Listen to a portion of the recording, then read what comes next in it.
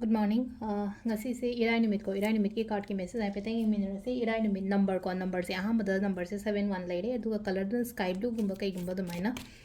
sina bi ai ko aduga chak thong bada ne sum ke no ma ha pon han no magi ching su matam da duna irai numit se ki se akoina ghi gumba kai gumba du maina happy be ai ko adu aham bada ko ki card ki message ing minute se ko aduga timing aphaba sai pe yeng ase ko ngasi gi oina timing aphaba kai kai lege ha bada du mai minute se ko sile card number 1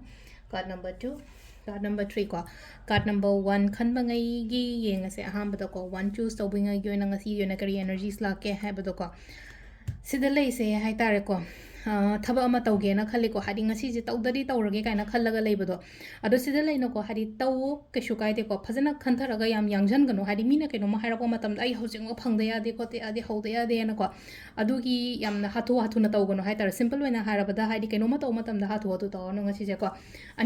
ani shuba sina sida leina ko engon da khudong chaba ma kari ma lao haina piri ko ngasi se hadi sum mina hadi proposal laina hairasina ko hairak pa dumba gumba su dum oi ko hairak pa thabak tomina se bo hairak se hairak pani khangde natra kainom tomina se gaina hairak pa koppa natra hadi thabak ki khudong chaba gumba maina pirak pa gumba ko adudana sina number 2 khan mai gi le ko number 3 gi na sida lei se ko sida laiba card se 9 of pentacles lai ko 9 of pentacles se energy se positive organ wa khan yam nungai na leibe ya isha ga se dum kening ba naning ba khoning ba adumaina so oi ko to isa adudana hadi isha na hadi adudagi amuk hendoktana leina ko thaba inghang to matamda khitang positive kumba so dum lai ko sisina ko gi card ki message le re ko timings ne ki pung manga ga minute 13 ta gi na pung 8 ga minute 38 phang le re ko adagi pung 13 de na 12 ga minute sina ayuki ni ko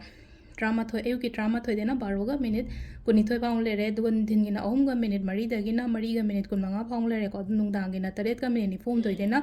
8 ga minute kuni thoi phang le do nungdang atheng mena 13 ga minute ama da gi na